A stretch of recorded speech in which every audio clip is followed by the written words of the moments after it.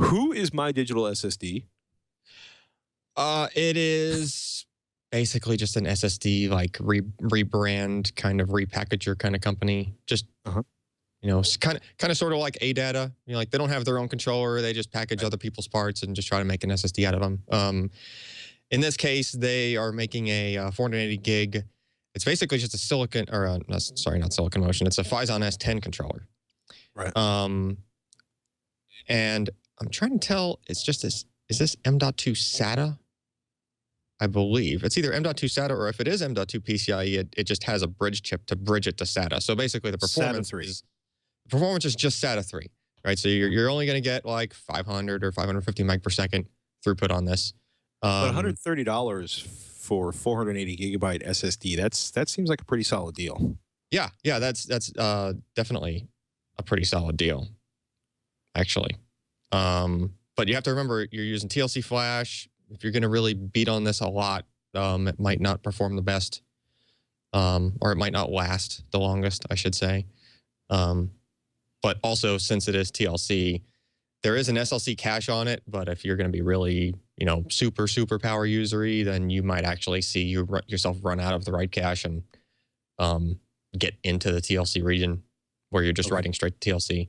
But with 8 gig of it, you really have to write 8 gig like in a row in order to fill that thing up. Because as soon as it goes idle for even a second or two, it's immediately trying to empty that cache into the TLC area. So chances are 99% of the time, anytime you go to write to this, you're writing straight to SLC. Right. Yeah, basically it's the same. Basically, this is the other companies like Phison, Silicon Motion, whatnot, using either Toshiba or Hynix also makes it now. It's like their answer to the equivalent of what Samsung's flash does, where they have a little bit of SLC on each die and then the rest is TLC, just like what you see in the Samsung Evo drives. This is the other manufacturers catching up with them on that kind of a design.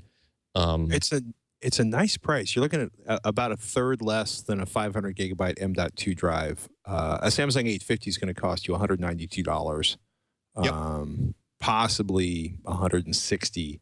Although in those cases you're not getting free Amazon shipping, and you're paying. Oh no, those are pre-ordered. Yeah, $15 to $25 for shipping. Yep, you're definitely getting a lower cost device. Performance is probably not going to be equivalent to an 850 Evo. In a way that you're going to notice, or primarily in terms of benchmarks?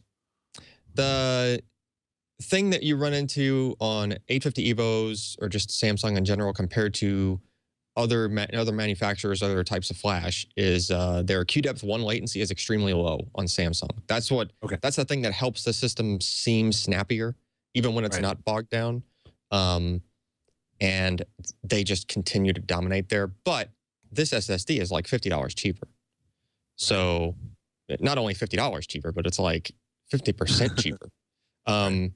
Yeah. So that's the point where it's kind of like, well, who cares if it's just a little bit less responsive? Like, it's just way cheaper. It's also going to still destroy a hard drive if you've been like, I'm going to keep using this rotating hard drive for a while longer. It's really time to start looking at the prices of either discrete SATA SSDs and 2.5 millimeter packaging, or if you got an M.2 slot on your motherboard, because they're getting cheap. And having built some, like, the $500 PC and a couple of sort of like what's in the parts bin and slapping things together, boy, I say it a lot and I'll say it again, SSDs are a lot faster. Yeah, so they are. There's really no way around that. There's a lot of people still holding on to their Velociraptors for dear life.